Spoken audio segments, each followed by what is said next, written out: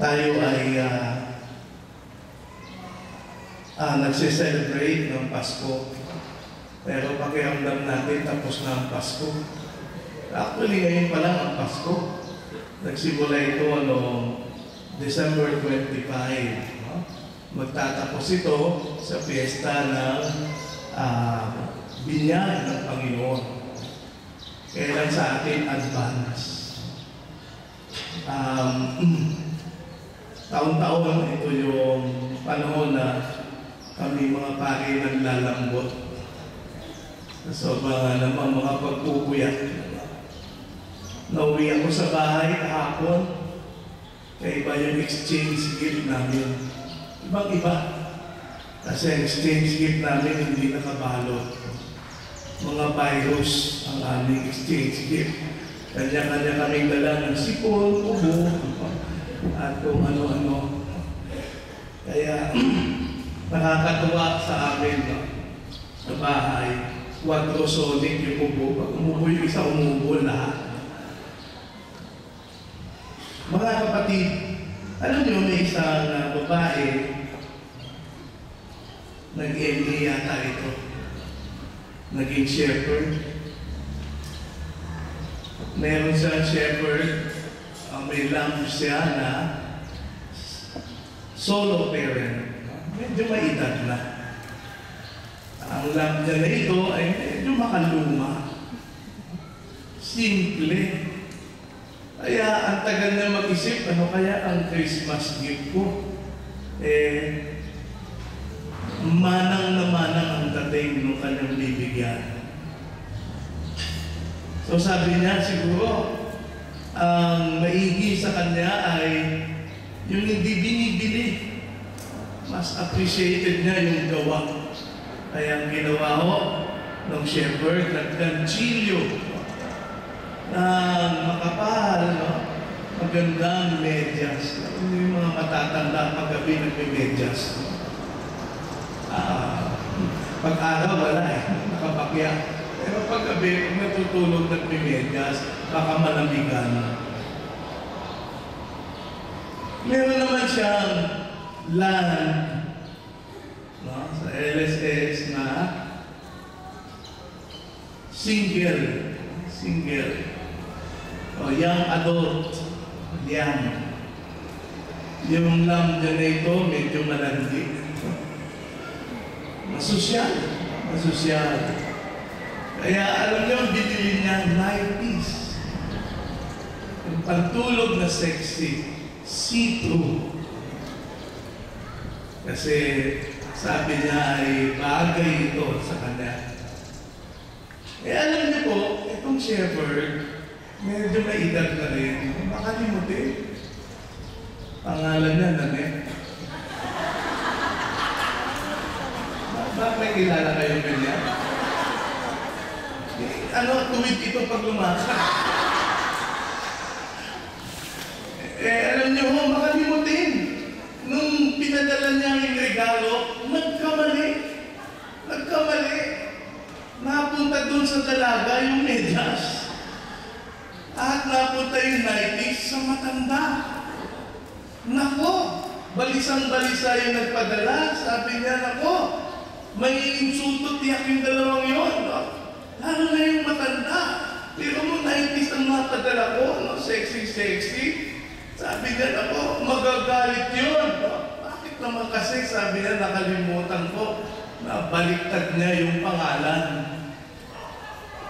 Kaya malungkot siya sa kanyang regalong pinadala. Kaya alam niyo, kinabukasan, pagkatapos ng Pasko, may dalawang text message agad siyang natanggap. Ang una ay doon sa yung bata, yung masosyal. Ang sabi ng bata, masosyal, naku, tita, sabi ng ganyan, alam mo talaga at nababasa mo yung aming ginagawa at mga lakad. Alam mo ba na sabi niya, yung boyfriend kong foreigner, isinama ako dito sa Switzerland. At mag-i-skiing kami. Sabi niya, alam mo naman, bumili ako ng magandang kasuotan, pero nakalimutan ko yung medyas. Tama-tama yung regalo mo. Makapal-kapal kailangan ko sa malamig na lugar na ito. Sabi niya, tita, ang galing mo manghula kung ano kailangan ko. You just gave me a perfect Christmas gift. Nakahinga ng maluwag yung nanay. Maya-maya, eto na naman, may text message na. Mula naman sa matanda, ano po, para ayaw ng basahin. Pero nung binasa niya, aba, iba naman ang tono. Ang sabi naman ng matanda, sabi niya, lokarit ka talaga.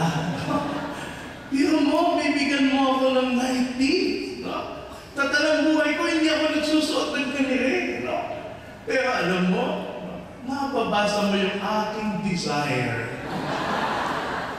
Sabi niya, yung gabi ng Pasko, sayang-saya ko. Sinuot ko ito at ako ay palandi-landing naglalakad sa loob ng bahay. Sabi niya, wala namang ibang tao. Pero alam mo, nung tinignan ko sarili ko sa salamin, may asim pa. Pagsuot pa na ang ganito, may asim pa ako. Alam niyo, sabi niya, you just gave me a perfect Christmas gift. Wow! Kaya mamaya, pagbalik-balik na rin yung regalo niyo. Alam niyo mga kapatid, ganyan din ang Panginoon sa Pasko. Ibinigay niya sa atin, perfect Christmas gift. Sabihin natin, ano naging perfect? Kung pinira na lang niya, abay may perfect na. Wala na magugutom kung isinilang doon sa sabsaban billion dollars. Pero mga kapatid, oo nga, wala magugutom, pero mauubos din yun. Isang henerasyon lang ang maliligtas. Pero mga susunod, ubos na. O siguro sabihin natin, Panginoon, gusto mo ng atensyon. Gusto mo ang mga tao manumbalik sa'yo. Sana hindi bata ang isinilang. Sana isinilang yung pag-spectacular sa kalangitan. Sumasayaw ng pandango ang araw at buwan. At kumakanta-kanta yung mga stars.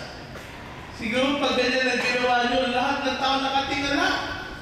At mangha-mangha, kuhang-kuha mo ang atensyon ng tao. Di gaya ngayon. Mas atensyon nila kay Santa Claus kaysa sa inyo.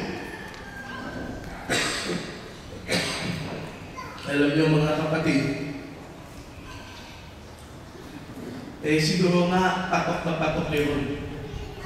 Sa una, siyempre, sumunod na taon, hihingin ulit nila, Lord, palabas niyo ulit.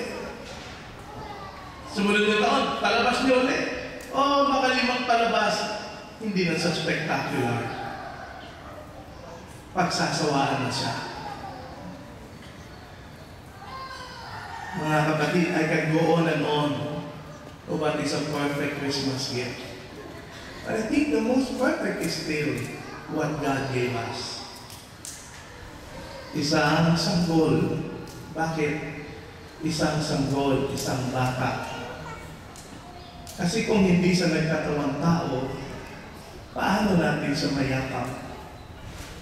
Paano na tayo mayakap?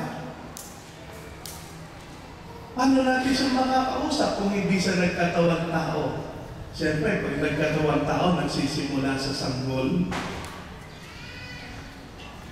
Kung dadating naman siyang taong-tao na, may tatakbo naman tayo. Magdududa ka naman agad. Sino ba ito? Ano ba racket nito? Pero dumating sa sanggol, alam nyo, wala pang sanggol na isinilang na kinakatakot.